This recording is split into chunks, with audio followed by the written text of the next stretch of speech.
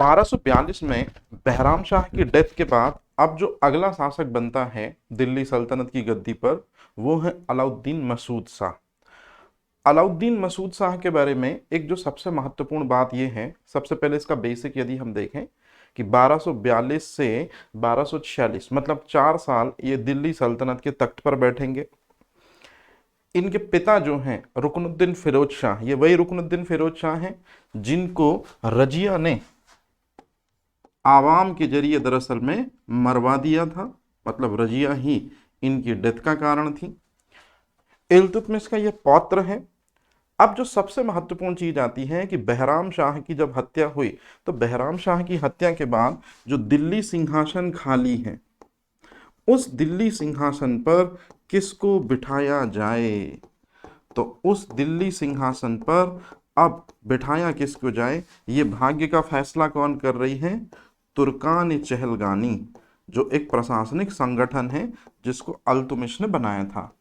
तो तुर्कान चहलगानी जो प्रशासनिक संगठन है, याद रखेंगे, इसमें कम महत्व का व्यक्ति है, मतलब उसका इंपॉर्टेंस जो है वो काफी लोअर लेवल पर है। कम महत्व का व्यक्ति है, नाम है उसका बलबन। उसके बावजूद भी आप बलबन की पॉपुलैरिटी तुर्कान चहलगानी में इस बात से लगा सकते हैं कि तुर्कान चहलगानी में कम महत्व का शख्स होने के बावजूद भी, या कम महत्वपूर्ण शख्सियत होने के बावजूद भी, बलबन के कहने पर तुर्कान चहलगानी के सभी सदस्यों ने अलाउद्दीन मसूद शाह को दिल्ली की गद्दी पर बैठाया। मतलब अलाउद्दीन मसूद शाह जो दिल्ली की गद्दी पर बैठा, वो अगर सच मायने में देखा जाए तो सिर्फ और सिर्फ वो किसका नतीजा है? बलबन का सबसे महत्वपूर्ण कदम था, या बलबन ही वो व्यक्ति है जो दरअसल में इनको गद्दी पर बैठाते हैं। इसीलिए अलाउद्दीन मसूद शाह बदले में बलबन को एक टाइटल देते हैं जिसको कहते हैं अमीर ए, सबसे इंपॉर्टेंट चीज इसमें जो है अमीर हाजिब। ये अमीर हाजिब वही पद है जो कि ऐतगीन को दिया गया था बहराम शाह ने, जिसमें सारे प्रशासनिक अधिकारों को इस पद पर रहने वाला व्यक्ति जस्ट लाइक प्रधानमंत्री के जैसे यूज करेगा।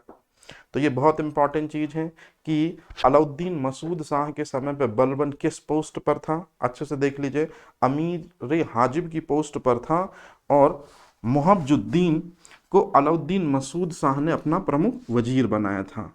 तो महाजुद्दीन जो एक व्यक्ति है जिसको महाबजुद्दीन भी कई किताबों में लिखा हुआ है, तो ये महाबजुद्दीन जो है, ये व्यक्ति जो है, ये प्रमुख क्या बन गया? वजीर बन गया। हालांकि ये उतना इंपॉर्टेंट नहीं है, अब आपको जो मेन चीज बता रहा हूं वो याद रखनी है। बलबन ने सुल्तान पर अपना प्रभाव स्पष्ट करने के लिए अपनी बेटी की शादी भी इससे कर दी। मतलब ये जो है, ये बलबन की बेटी, दो बेटियां हैं, तो बलबन की एक बेटी जो है वो अलाउद्दीन मसूद शाह के साथ में बलबन ने ब्याही। जैसे जैसे बलबन इस टाइम पीरियड में आगे बढ़ता गया, प्रशासनिक कार्यों में बलबन की दखलंदाजी तेज होती गई। वो तुर्कान चहलगानी में एक पावरफुल पोस्ट पर आ जाता है, और जब तुर्कान चहलगानी की पूर्णतया शक्ति अपने हाथ में ले लेगा बलबन, मतलब कम महत्व के व्यक्ति से जब वो असल महत्वपूर्ण व्यक्तित्व के व्यक्ति में आ जाएगा तुर्कान चहलगानी में, जहां उसकी बात सुनी जाएगी, समझी जाएगी, तो बस फिर अलाउद्दीन मसूद शाह को गद्दी से हटा देगा और एक ऐसे व्यक्ति को गद्दी पर हटाएगा बलबन जिसको सल्तनत के सिंहासन से कोई लेना देना ही नहीं है, और उसी का नाम है नसीरुद्दीन महमूद। तो अब जो शासक बनेगा वो बनेगा नसीरुद्दीन महमूद। तो चलिए आइए आज के सेशन की शुरुआत करते हैं नसीरुद्दीन महमूद के साथ में। नसीरुद्दीन महमूद जो है, अगर आप कहें कि तुर्कान चहलगानी के सभी सदस्यों ने इसको सुल्तान बनाया है, लेकिन तुर्कान चहलगानी में जो मेन व्यक्ति है, याद रखेंगे, वो मेन व्यक्ति कौन है? बलबन। तो बलबन के कारण ही नसरुद्दीन महमूद जो हैं ये क्या बन पाए, सुल्तान बन पाए। अच्छा, सबसे महत्वपूर्ण चीज मैं पहले ही एक चीज क्लियर कर दूं, जब भी बात आती है नसरुद्दीन महमूद की तो इनका टाइम पीरियड यदि आप देखेंगे तो मैं यहीं साइड में लिख दे रहा हूं ताकि आपको ये चीज किसी तरह की कोई परेशानी क्रिएट ना करे। 1246 से 1266, मतलब 20 ईयर्स, 20 साल ये तख्त पर बैठे होंगे। लेकिन अच्छे से सुनिएगा, बहुत इंपॉर्टेंट चीज है, बहुत अच्छे से रुकन नसरुद्दीन महमूद को पता है कि इल्तुतमिश के जाने के बाद तुर्कान चहलगानी ने रुकनुद्दीन फिरोज शाह को शासक बनाया, वो मारा गया। फिर रजिया शासक बनी, वो भी मारी गई। फिर बहराम शाह शासक बना, वो भी मारा गया। और फाइनल में लास्ट में अलाउद्दीन मसूद शाह जो है इसको गद्दी से हटा दिया गया और सल्तनत की नई तख्त नसी जिस व्यक्ति के जिम्मे की गई उसका नाम है नसरुद्दीन महमूद। तो नसरुद्दीन महमूद को यह बात बहुत अच्छे से पता है कि यदि मैं तुर्कान चहलगानी के खिलाफ जाता हूं तो मैं ज्यादा दिन तक जिंदा नहीं रह पाऊंगा और सल्तनत की गद्दी भी मेरे पास नहीं रहेगी। और नसरुद्दीन महमूद के समय पे तुर्कान चहलगानी का मेन मतलब था बलबन व्यक्ति, क्योंकि बलबन ने सारे के सारे उच्चाधिकार या प्रशासनिक अधिकार अपने पास ले रखे थे। तो तुर्कान चहलगानी से बगावत मतलब मौत को दावत, तुर्कान चहलगानी से बगावत मतलब बलबन से वादा खिलाफी। तो इसीलिए नसरुद्दीन महमूद जब दिल्ली के सिंहासन पर बैठा, बलबन ने उसको बिठाया, तो ये वो बहुत अच्छे से समझ गया नसरुद्दीन महमूद कि भाई सबसे पंगा लेना है लेकिन बलबन से पंगा लेना ही नहीं है, बलबन जैसा बोलेगा हम वैसा करेंगे। तो इसी कारण से जैसे ही नसरुद्दीन महमूद तख्त पर बैठा उसने सबसे पहला काम ये किया, ध्यान से समझिएगा, कि सारे प्रशासनिक अधिकार किसको सौंप दिए, बलबन को सौंप दिए। बलबन ने भी सुल्तान पर अपनी धाक जमाने के लिए, जैसे मान लीजिए ये बलबन है, तो बलबन ने भी अपनी सुल्तान पर धाक जमाने के लिए, बलबन की एक दूसरी बेटी थी, ये दूसरी बेटी जो है बलबन, ये किसको ब्याह देंगे, नसरुद्दीन महमूद को ब्याह देंगे। तो नसरुद्दीन महमूद को जैसे ही बलबन अपनी बेटी ब्याहता है तो राजकीय संबंध और प्रगाढ़ करने की कोशिश करता है। इसी प्रक्रम में जब नसरुद्दीन महमूद को लगता है कि बलबन ने अपनी सबसे अजीज चीज मुझे सौंप दी है, तो फिर मैं क्यों ना अपनी सबसे अजीज चीज, ये सुल्तान की जो सबसे अजीज चीज होती है, वो मैं बलबन को सौंप दूं। तो इस तरह से नसरुद्दीन महमूद ने बलबन को जो है वो सारे प्रशासनिक अधिकार सौंप दिए। मतलब जिस पद को बहराम शाह ने बनाया था, याद करिए कौन सा पद, नायब ए ममलिकात। सो नायब ए ममलिकात जो पद है वो किसको सौंप दिया गया, तो ये चीज आपको याद रखना है, ये सौंप दिया गया, नायब ए ममलिकात का पद किस व्यक्ति को सौंप दिया गया, ये बलबन को सौंप दिया गया। तो इस तरह से रुकनुद्दीन फिरोज शाह के बाद आप देख रहे हैं पूरी तरह से गुलाम वंश के शासक जो हैं तुर्कान चहलगानी की मानो भेंट सी चढ़ गए। और इसी प्रक्रम में यदि हम बात करें तो नसरुद्दीन महमूद जो हैं वो इल्तुतमिश के पौत्र हैं और शमसी वंश के, मैं यहीं लिख दे रहा हूं साइड में, कहां लिख दूं, ये जो हैं ये शमसी वंश के 5वें सुल्तान हैं। ये शमसी वंश वही जिसको अल्तुमिश ने शुरू किया था। और सबसे इंपॉर्टेंट चीज, दिल्ली सल्तनत की यदि बात करें तो दिल्ली सल्तनत में सुल्तानों के क्रम में ये 8वें नंबर पर आते हैं।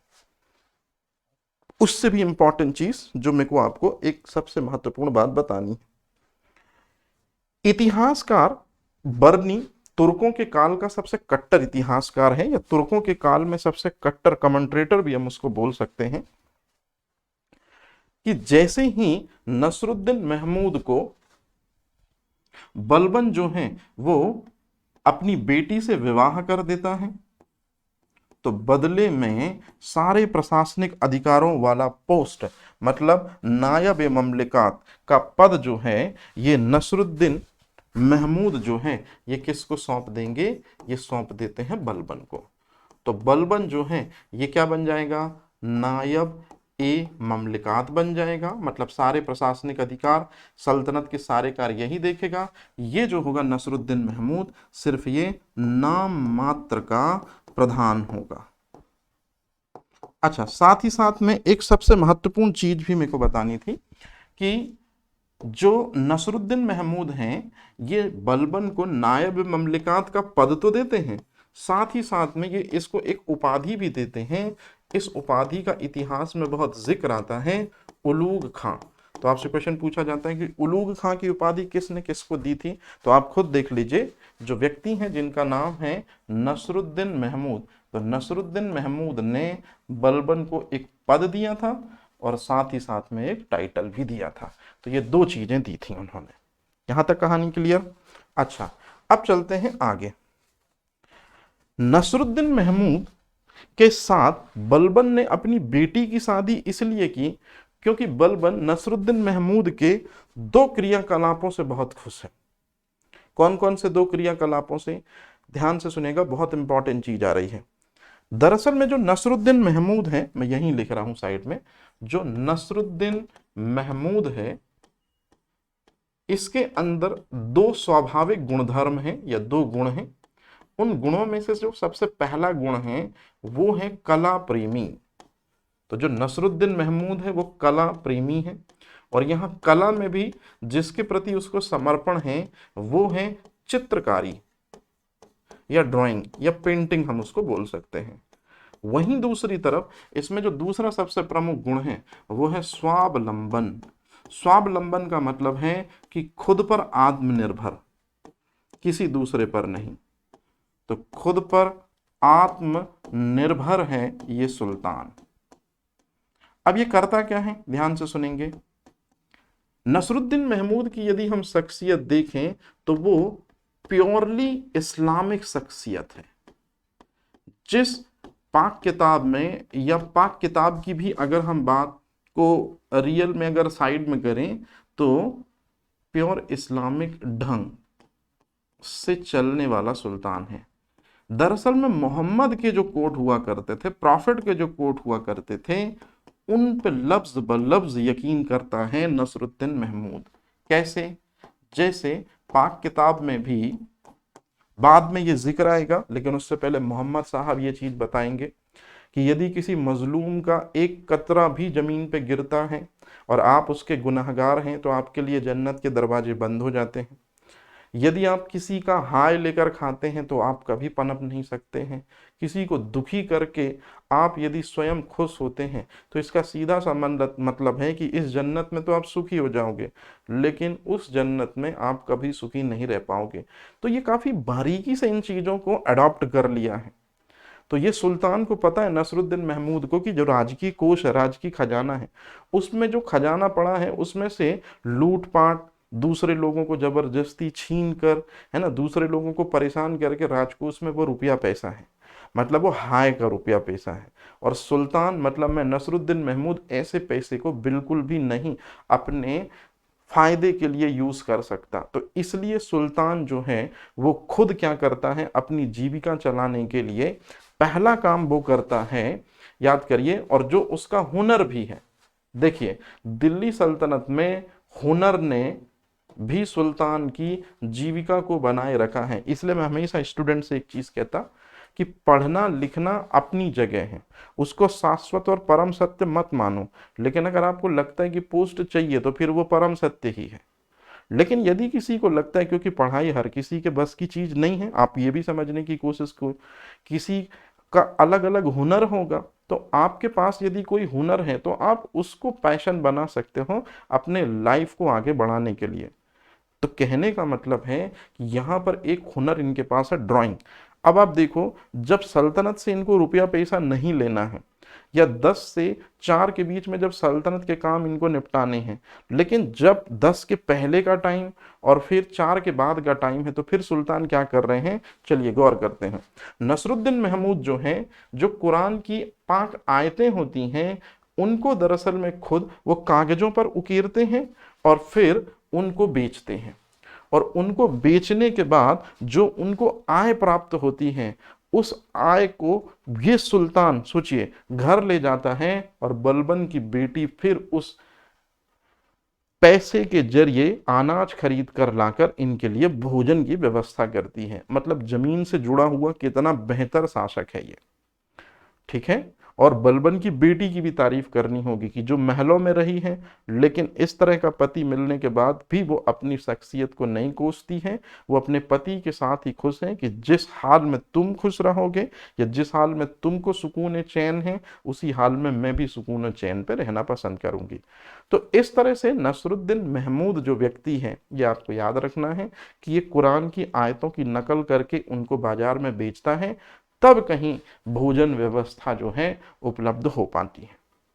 दूसरी चीज, अगर हम इस्लामिक दृष्टिकोण की बात करें तो इस्लाम में बहुपत्नी जो है प्रथा है, लेकिन नसरुद्दीन महमूद ने देखा कि मेरी बीवी सिर्फ मुझ पे ही समर्पित होकर कार्य करती है, मैं जिस तरह के अखलाक बोलता हूं वो उसी पे राजी रहती है। तो नसरुद्दीन महमूद ने भी अपनी लाइफ में व्रत लिया कि मैं एक ही पत्नी को रखूंगा, मतलब मेरी लाइफ में कोई दूसरी पत्नी नहीं होगी। तो सल्तनत का पहला ऐसा सुल्तान जिसने एक पत्नी के जरिए अपनी पूरी जीवन लीला जो है समाप्त की। हालांकि इस्लाम में ऐसे उदाहरण बहुत कम देखने को मिलते हैं। खैर, ये भी इसकी एक बहुत इंपॉर्टेंट चीज है क्योंकि आगे जरूरत पड़ेगी।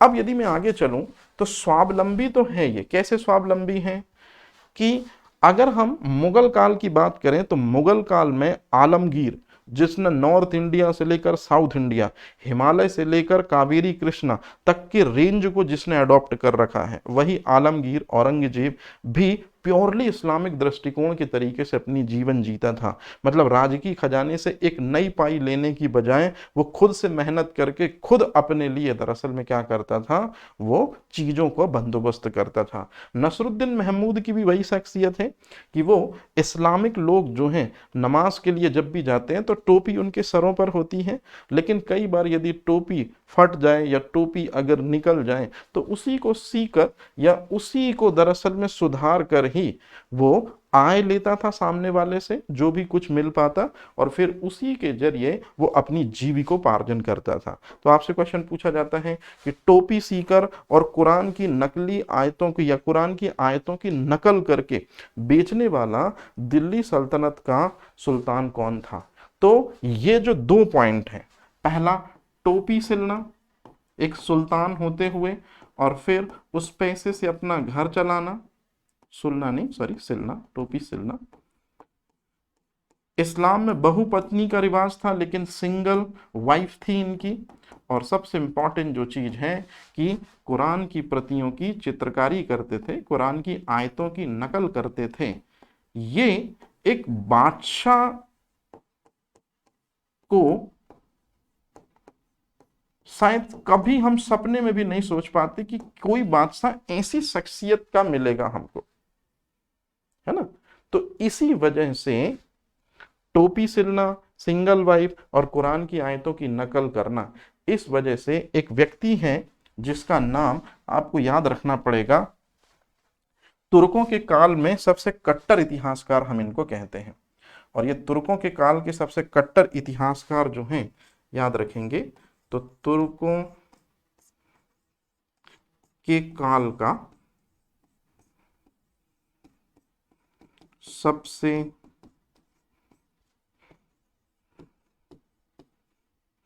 जो कट्टर इतिहासकार हैं, इनका नाम है, याद रखेंगे आप, तुर्कों के काल का सबसे कट्टर इतिहासकार याद रखेंगे बर्नी है। बर्नी, और बर्नी के बाद एक और व्यक्ति है जिसका नाम है मिन्हाज उल सिराज। तो मिन्हाज उल सिराज भी अपनी एक रचना जिसका नाम है तबकात ए नासिरी, याद रखेंगे, मिन्हाज उल सिराज की रचना है तबकात ए नासिरी।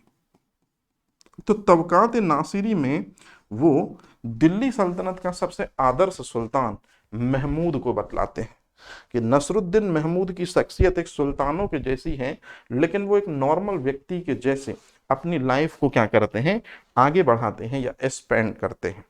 तो इसी वजह से मिन्हाज उल सिराज को लगता है कि ज़्यादातर सुल्तान अभी तक जो दिल्ली सल्तनत में आए हैं उनमें मेरी नज़र में, मतलब मिन्हाज उल सिराज की नज़र में जो सबसे बेहतर सुल्तान है वो यही है, क्योंकि सारे इस्लामिक दृष्टिकोण को नाप तोल के ये अपनी ज़िंदगी को क्या कर रहा है, आगे बढ़ाता है। अब यहाँ जो सबसे खतरनाक चीज़ आपको समझनी है वो ये है, ध्यान से समझिएगा, बहुत इंपॉर्टेंट है। बलबन ने नसरुद्दीन महमूद को सुल्तान बना दिया है, और नसरुद्दीन महमूद जो हैं वो सुल्तान तो हैं लेकिन नाम मात्र के सुल्तान हैं, या इन्हीं को हम कह सकते हैं कि ये कठपुतली हैं सुल्तान के हाथों की। जो भी बोला जा रहा है वो असल मायने में किसकी वजह से हो रहा है, बलबन की वजह से हो रहा है। तो कहने का सीधा सा मतलब है कि नसरुद्दीन महमूद ने दिल्ली सल्तनत की गद्दी पर 20 साल सर्वाइवल किया है। असल मायने में 20 साल जो सर्वाइवल किया है वो देखने में आपको प्रत्यक्ष रूप से लगता होगा कि दिल्ली की गद्दी पर कौन बैठा है, नसरुद्दीन महमूद बैठा है, तो उसी का बोलबाला चल रहा है। लेकिन असल मायने में अप्रत्यक्ष रूप से जो दिख तो नहीं रहा है, लेकिन इसी के कारण तो अप्रत्यक्ष रूप से दिल्ली की गद्दी पर या दिल्ली सल्तनत पर कितने साल शासन किया है, 20 सालों का शासन किया है। किसने, बलबन ने, क्योंकि बलबन ही जो आदेश देता था वही बात माना भी जाता था। बलबन ने क्या किया, नसरुद्दीन महमूद को सुल्तान बनाया और पंजाब के दोआब क्षेत्र में, ध्यान से सुनिएगा, पंजाब के दोआब क्षेत्र में, मतलब दो नदियों का मिलन स्थल होता है दोआब, तो दोआब क्षेत्र में बहुत से हिंदू जमींदारों ने विद्रोह करना शुरू कर दिया। तो पंजाब पहुंचा कौन, बलबन, हिंदू जमींदारों को निपटा दिया। फिर बहुत से मंगोल आक्रमण हो रहे थे नसरुद्दीन महमूद के समय पे, तो मंगोल आक्रमणों को खामोश किया। किसने, नसरुद्दीन महमूद ने। कहने का मतलब है कि सल्तनत को जिन जिन से दिक्कत थी उन सारी परेशानियों को बलबन ने समाप्त करना स्टार्ट कर दिया। तो सारी परेशानियों को बलबन ने क्या कर लिया, फटाक से समाप्त कर दिया। किसके टाइम पे ही समाप्त कर दिया बलबन ने सारी परेशानियों को, नसरुद्दीन महमूद के टाइम पे ही समाप्त कर दिया बलबन ने। तो इसी वजह से बहुत से इतिहासकार ये भी कहते हैं कि नसरुद्दीन महमूद का टाइम बलबन के उत्कर्ष का काल है। मतलब बलबन ने असल मायने में जो पावर अडॉप्ट करी है वो कहाँ से करी है या किस वजह से करी है, तो नसरुद्दीन महमूद को राजा बनाकर वो खुद निकल जाता है विद्रोहों का दमन करने, और जितनी परेशानियां उसको सल्तनत में सुनाई पड़ती हैं या जितनी परेशानियां उसको सल्तनत में दिखाई पड़ती हैं सबको एक तरफ से क्या कर देता है, खत्म कर देता है। और इस तरह से बलबन जो है वो एक अभ्युदय के रूप में, एक नए ताकतवर योद्धा के रूप में नसरुद्दीन महमूद के टाइम पीरियड पे देखा जाता है। अब इसके जस्ट बाद यदि हम बात करते हैं नसरुद्दीन महमूद की मृत्यु को लेकर, ध्यान से समझिएगा। नसरुद्दीन महमूद जब 1266 में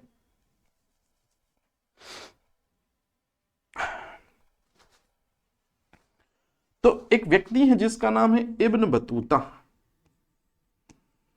इब्न बतूता वो व्यक्ति है जो एमबीटी के समय में भारत आएगा।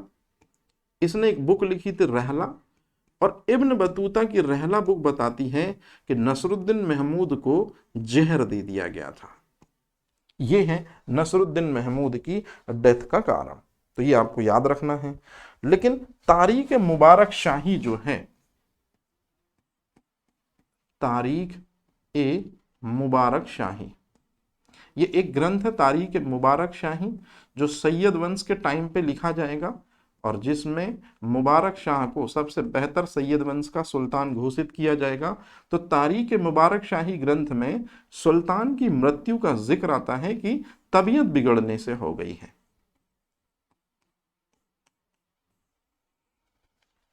कुछ लोग ऐसा कहते हैं कि नसरुद्दीन महमूद को जो जहर दिया था वो बलबन ने ही दिया था।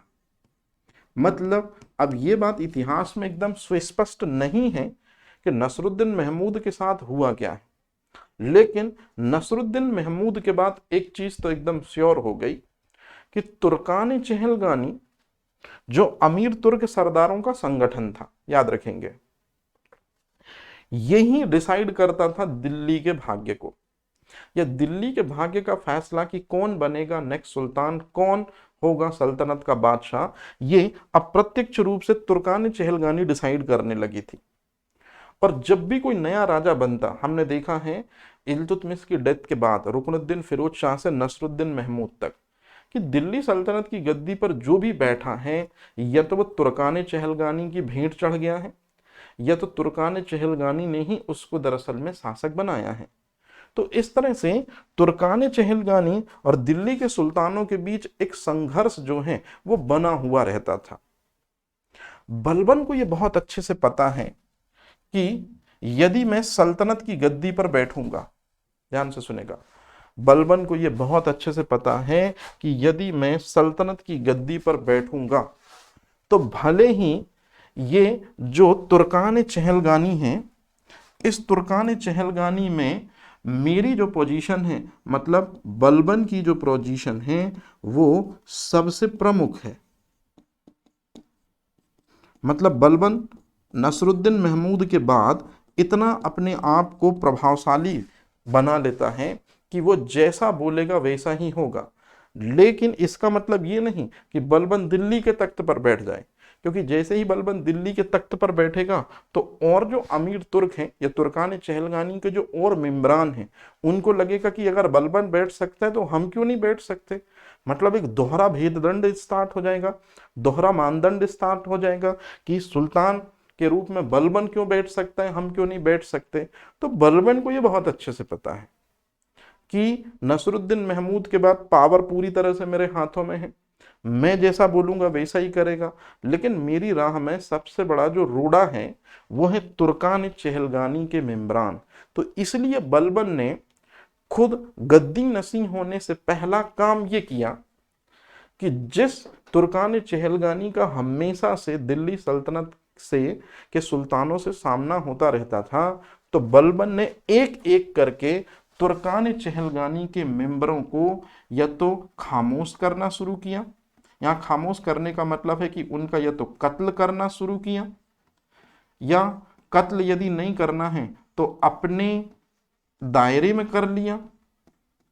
अपने दायरे में कर लिया का मतलब है कि कुछ को पैसा दे दिया तो फिर वो बलबन के पास आ गए, कुछ को दरअसल में पद दे दिया तो वो बलबन के मुरीद हो गए, और कुछ का कत्ल तो कर ही दिया और कुछ को सल्तनत में बड़ा खासदार बनाया।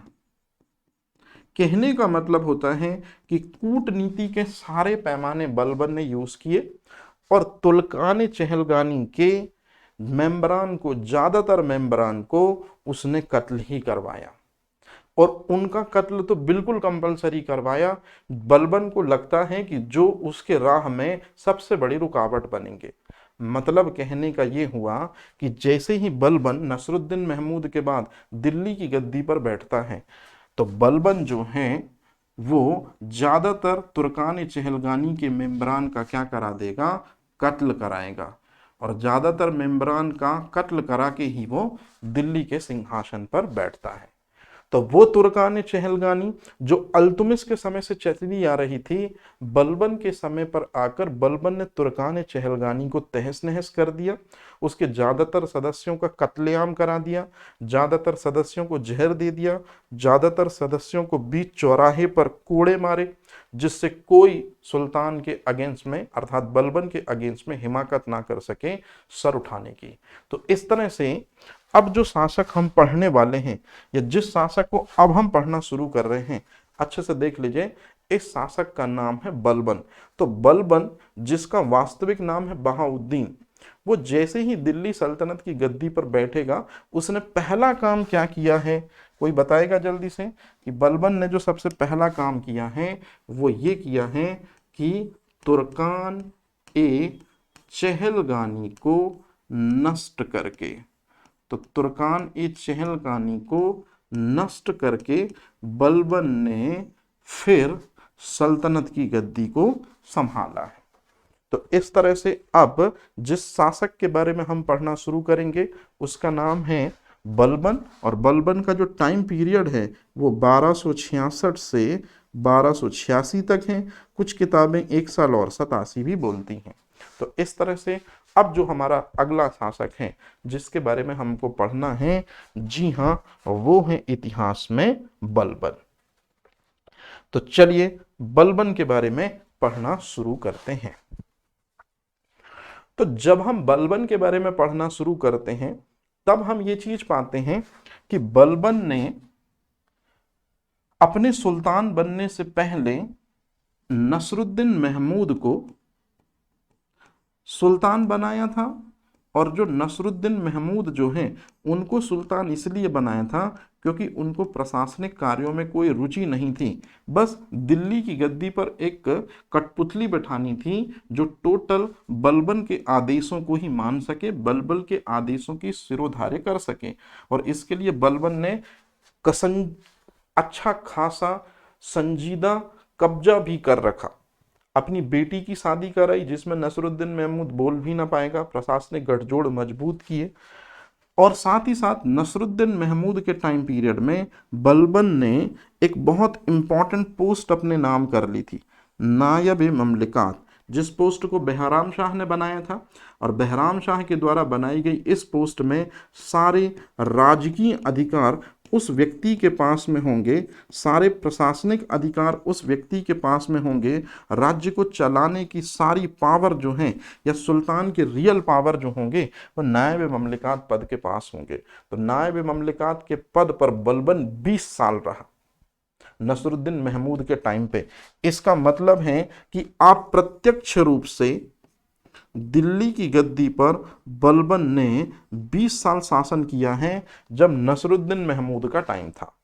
मतलब नसरुद्दीन महमूद भले राजा था लेकिन वास्तविक राजा जो था ये 20 साल, ये बताइए कौन होगा? ये बलबन ही होगा। तो भले सामने से आपको दिख रहा है कि नसरुद्दीन महमूद राजा है लेकिन चल किसकी रही है? बलबन की। तो अप्रत्यक्ष रूप से दिल्ली सल्तनत पर 20 ईयर्स का सर्वाइवल किया बलबन ने, और फिर नसरुद्दीन महमूद के जाने के बाद खुद बलबन जो है वो सुल्तान बनता है, और 1266 से 1286 मतलब अगले 20 साल खुद दिल्ली सल्तनत की गद्दी पर सुल्तान के रूप में काबिज होता है।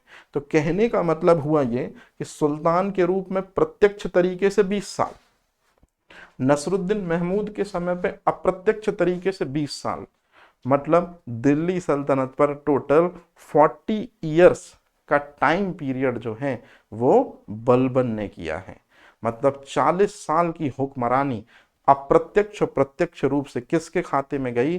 बलबन के खाते में गई। तो इसी बलबन के बारे में अब हमको बहुत अच्छे से पढ़ना है और बलबन के बारे में बहुत अच्छे से समझना है।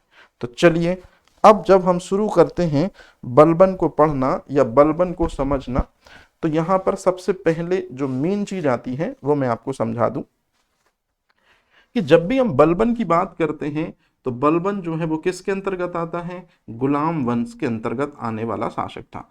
लेकिन गुलाम वंश को भी 3 कैटेगरीज में डिवाइड किया था, मैंने आपको बताया था शुरुआत में, थोड़ा जल्दी बता रहा हूं। एक तो कुतुबी राजवंश था, दूसरा शमसी राजवंश था, और तीसरा था बलबनी राजवंश। अब मेरी बात ध्यान से सुनिए, बलबनी राजवंश की स्थापना बलबन करेगा, ये तो आपको समझ में आ ही रहा होगा। लेकिन मेरा कहना यह है कि बलबन को गद्दी कैसे हाथ में मिली या बलबन को सत्ता कैसे मिली, तो शमसी वंश का मतलब इल्तुतमिश के वंश में सबसे अंतिम शासक हुआ नसरुद्दीन महमूद। और नसरुद्दीन महमूद के मृत्यु से या नसरुद्दीन महमूद के जाने के बाद बलबन जो है ये प्रशासनिक गद्दी पर बैठा। इसका सीधा सा मतलब है कि शमसी वंश का अंत करके बलबनी वंश अभ्युदय हुआ। तो पहली चीज आपको ये याद रखना है। दूसरी सबसे इंपॉर्टेंट चीज जो आपको याद रखना है कि बलबन का जो वास्तविक नाम है या मूल नाम है, या शुरू में बलबन को क्या बोलते थे, बहाउद्दीन। लेकिन जैसे ही बलबन दिल्ली सल्तनत के तख्त पर बैठा, जल्दी से बताइए बलबन का नाम क्या हो जाएगा, गयासुद्दीन। तो ये गयासुद्दीन जो है ये एक उपाधि है, गयासुद्दीन जो है ये एक टाइटल है। और ये उपाधि या ये टाइटल बलबन ने कब लिया, जब वो सिंहासनारूढ़ हुआ। तो आपसे क्वेश्चन पूछा जाता है बलबन के सिंहासनारूढ़ होने पर उसने कौन सा टाइटल लिया था। तो बलबन के सिंहासनारूढ़ होने पर या बलबन के सिंहासन पर बैठने पर बलबन ने जो टाइटल लिया था उसी को तो कहते हैं अपन गयासुद्दीन उपाधि या गयासुद्दीन टाइटल। अब यहां एक काम की चीज जो मेरे को आपको बतानी थी जो बहुत इंपॉर्टेंट है, शमसी वंश जो है यदि इसको कहते हैं इल्बरी वंश या इल्बरी वंश वन भी बोल सकते हैं, तो बलबनी जो है वो है इल्बरी टू। Ilbari to. तो आप खुद देख लीजिए बलबन जो है ये नो डाउट तुर्क तो है, गुलाम वंश का है, लेकिन गुलाम वंश की किस शाखा से संबंधित है, इल्बरी टू तुर्क शाखा से। मतलब तुर्की शाखा इल्बरी टू से संबंधित है। कौन, याद रखेंगे बलबन। और इल्तुमिश किससे संबंधित है, तो तुर्की वंश है वो भी, मतलब अल्तुमिश भी तुर्की है, लेकिन तुर्की वंश में जो शाखा है इल्तुतमिश की वो कौन सी है, याद रखेंगे इल्तुतमिश। तो वो इल्बरी वन है। मतलब इल्तुतमिश के बारे में आप याद रखेंगे कि इल्तुतमिश जो है ये इल्बरी वन तुर्क है। और यदि मैं आपसे पूछूं कि बलबन कौन है, तो याद रखेंगे बलबन जो है वो है इल्बरी टू। तो ये बलबन ये हो गया और अल्तुमिश ये हो गया। कोई कंफ्यूजन तो नहीं है यहां तक। अच्छा, अब चलते हैं सबसे इंपॉर्टेंट चीज की तरफ कि बलबन जो व्यक्ति हैं, उसके पहले मैं आपको एक छोटी सी चीज समझा दूं, थोड़ा इंपॉर्टेंट है कि बलबन जो व्यक्ति हैं ये दिल्ली सल्तनत पर पहली बार राजा कैसा होना चाहिए या राजा जनता जनार्दन के सामने उसकी छवि कैसी होनी चाहिए ये पेश करने की कोशिश करता है। दिल्ली सल्तनत के अभी तक एक भी सुल्तान ऐसे नहीं थे, वो सिर्फ दिल्ली की गद्दी पर बैठे और जनता उनके बारे में क्या सोचती है क्या नहीं सोचती इस बारे में कभी नहीं सोचा। लेकिन बलबन सल्तनत का पहला ऐसा सुल्तान है जिसने लोगों के सामने आइडियोलॉजी रखी कि एक सुल्तान ऐसा होता है, मतलब सुल्तान कैसा होता है और सुल्तान के क्या क्या प्रशासनिक अधिकार होते हैं। तो राजत्व सिद्धांत को, यहां राजत्व सिद्धांत का मतलब है कि सुल्तान कैसा होता है, तो राजत्व सिद्धांत को सबसे पहले बताने वाला व्यक्ति, तो सर्वप्रथम जिसने बतलाया वो होगा बलबन। एक राजा कैसा होता है, उसके कौन कौन से पावर होते हैं, राजा और जनता का संबंध कैसा होता है, ये पूरी डिटेल पहली बार सल्तनत में हमको दिख रही है। तो जो सुल्तान है उसने जनता जनार्दन को ये बताया कि बलबन मतलब जो सुल्तान है, मैं यहां लिख भी दे रहा हूं, बलबन मतलब जो सुल्तान है ये ईश्वर तो नहीं है, याद रखेंगे ये ईश्वर तो नहीं है। सुल्तान कभी भी ईश्वर हो सकता है क्या, कभी नहीं, क्योंकि वो तो एक ही मात्र शक्तिशाली ताकत है अल्लाह। लेकिन ईश्वर की जो ये छाया है ईश्वर की जो ये आप देख रहे हैं, ये प्रतिबिंब जो देख रहे हैं, यही है सुल्तान। मतलब ईश्वर की साया या ईश्वर का साया जो है, ईश्वर तो नहीं हो सकता कभी भी सुल्तान, लेकिन हाँ ईश्वर का साया या उसकी परछाई या उसका प्रतिबिंब ही है दरअसल में सुल्तान। तो जितनी कदर, जितनी केयर इस्लामिक रीजन में अल्लाह की होती है, उतनी ही अब आप अल्लाह के बाद जिसकी केयर करोगे वो है सुल्तान। मतलब कहने का हुआ ये कि अल्लाह के बाद, मैं यहां लिख भी दे रहा हूं, अल्लाह के बाद इस पृथ्वी पर अब सुल्तान ही जो है वो अल्लाह का मैसेंजर है या अल्लाह का प्रतिनिधि है। तो ये बात कौन बता रहा है, याद रखेंगे, ये बात बता रहे हैं उस व्यक्ति का नाम है बलबन। मतलब बलबन ने स्वयं को ईश्वर की साया बतलाया, जिसको जिल्ले इलाही कहते हैं। बलबन ने स्वयं को ईश्वर का प्रतिनिधि बताया, जिसको नियाबत खुदाई कहते हैं।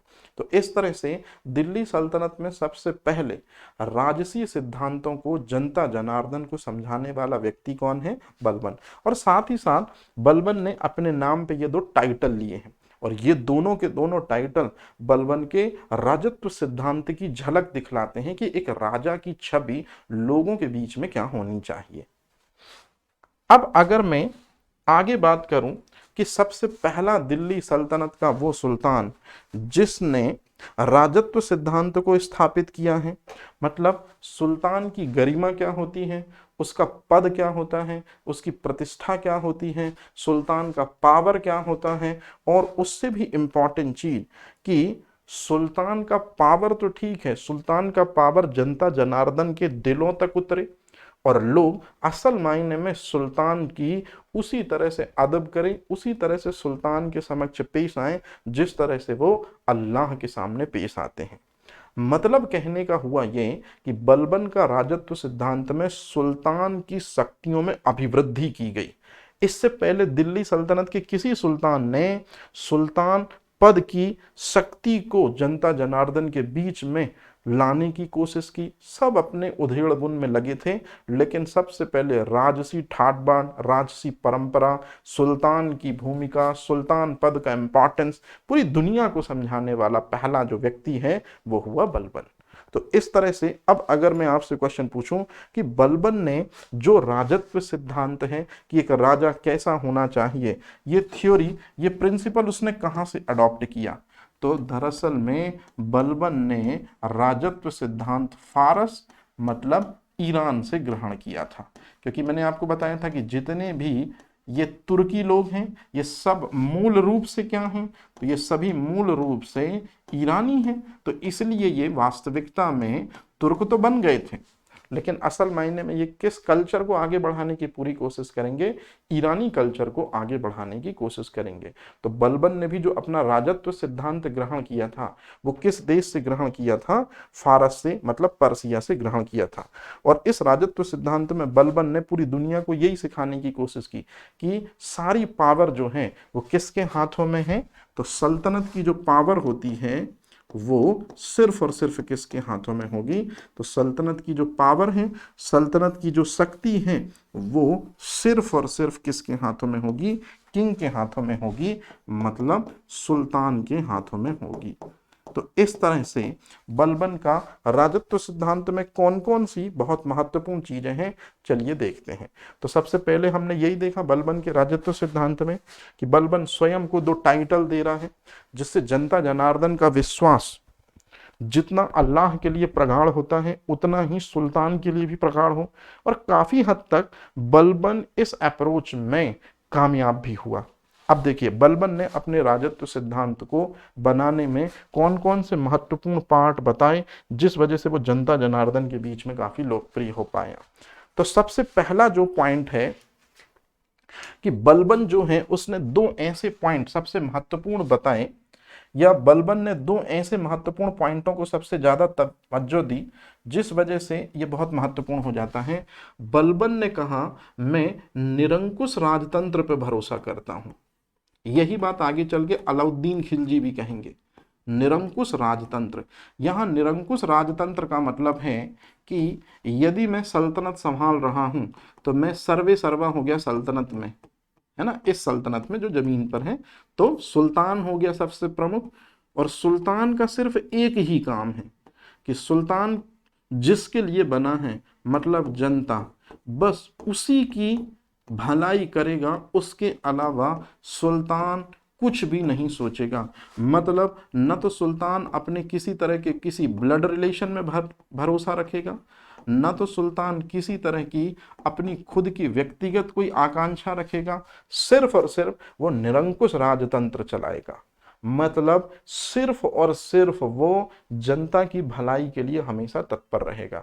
तो ऐसा बलबन ने स्टेटमेंट यूज किया। मतलब बलबन ने जनतंत्र को अपना आधार बनाया, लोकतंत्र की शक्ति को सबसे पहले समेटने की कोशिश की। अब बलबन जो है, इसने वैधानिक रूप से सुल्तान पद की स्वीकृति भी ली है। मतलब वैधानिक रूप से ये सुल्तान भी है। कैसे सुल्तान भी है, ध्यान से सुनिएगा। इस पृथ्वी पर नंबर 1 पोस्ट जो है इस्लाम में, वो है अल्लाह।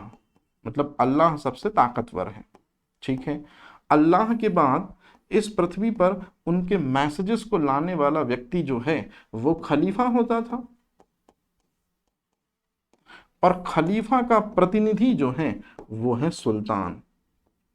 तो शुरुआत में जो बलबन कह रहा है कि ईश्वर का प्रतिनिधि सुल्तान होता है, लेकिन बलबन को ये बात जल्दी समझ में आ गई कि सुल्तान जो है वो वैधानिक रूप से लोगों का भरोसा तब जीत सकता है, या सुल्तान जो है वो ज़्यादा से ज़्यादा लोगों का विश्वास तब ले सकता है जब वो खलीफा से, क्योंकि इस्लाम में अब जो सबसे पावरफुल पोस्ट है पैगंबर के जाने के बाद वो कौन है, खलीफा। लोग इनके प्रति बड़ा सम्मान व्यक्त करते हैं, तो इसलिए खलीफा से सुल्तान पद की वैधानिक स्वीकृति लेनी ही लेनी होगी, जैसे मेरे मालिक अल्तुमिश ने ली थी। मतलब बलबन जो है वो अल्तुमिश का गुलाम है। इसको मैं आगे आपको और अच्छे से बताऊंगा। तो इस तरह से अगर बात की जाए, किस चीज की बात की जाए, कि बलबन ने जो है गढ़ मुक्तेश्वर की दीवारों पर, गढ़ मुक्तेश्वर मस्जिद है यहां पर, इसकी दीवारों पर उसने स्वयं को खलीफा का प्रतिनिधि अंकित करवाया था, कि खलीफा का जो प्रतिनिधि है वो इस पृथ्वी पर वो कौन है, वो सुल्तान है। तो इस तरह से ये भी क्वेश्चन आता है कि गढ़ मुक्तेश्वर मस्जिद की दीवारों पर स्वयं को खलीफा का प्रतिनिधि किसने अपॉइंट किया? आंसर है बलबन ने अपॉइंट किया। बलबन एक ऐसा व्यक्ति है जिसने ईरानी दरबार की 2 बहुत मानी जानी वाली परंपराएं, सिजना और पैबोस, को सुल्तान के समक्ष पेश करना शुरू किया। तो ईरानी दरबार की या फारस की 2 प्रसिद्ध परंपराएं हैं। हालांकि आपको जो चीज याद रखनी है कि ये जो परंपराएं हैं ये गैर इस्लामिक परंपराएं हैं। यहाँ गैर इस्लामिक परंपरा से मतलब है कि इस्लाम में इन परंपराओं का कोई जिक्र नहीं है।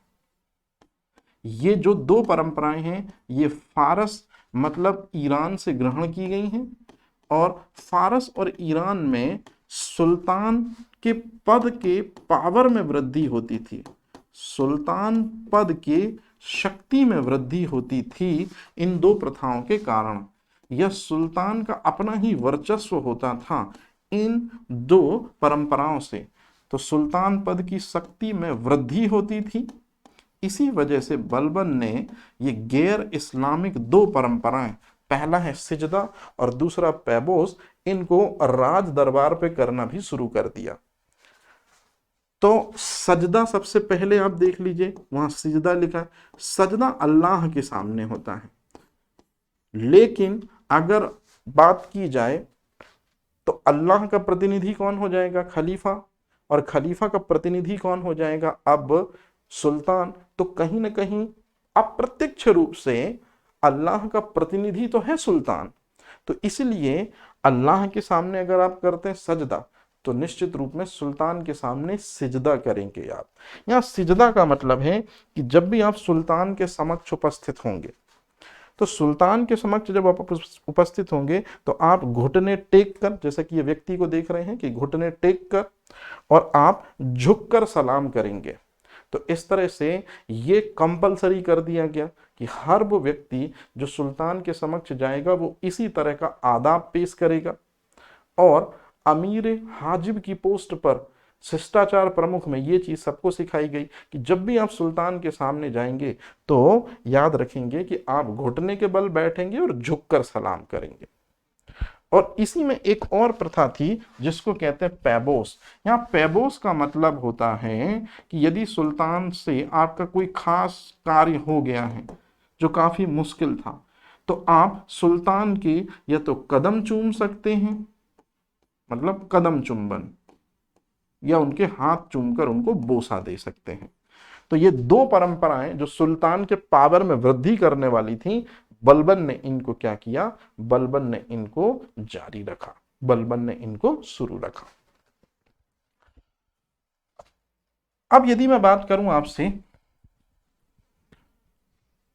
या एक काम करते हैं कि अब इसके बाद का जो सेशन है वो हम पार्ट 2 में कर लेते हैं, क्योंकि ये वैसे ही बहुत ज़्यादा हो जाएगा और बलबन के बारे में मेरे को आपको एक एक चीज़ जो है वो बहुत अच्छे से सिखानी है। तो अब बलबन का जो अगला पार्ट आएगा वो ठीक इसके बाद हम पढ़ना स्टार्ट करते हैं। ठीक है, तो चलिए बलबन का पार्ट 1 यहीं तक।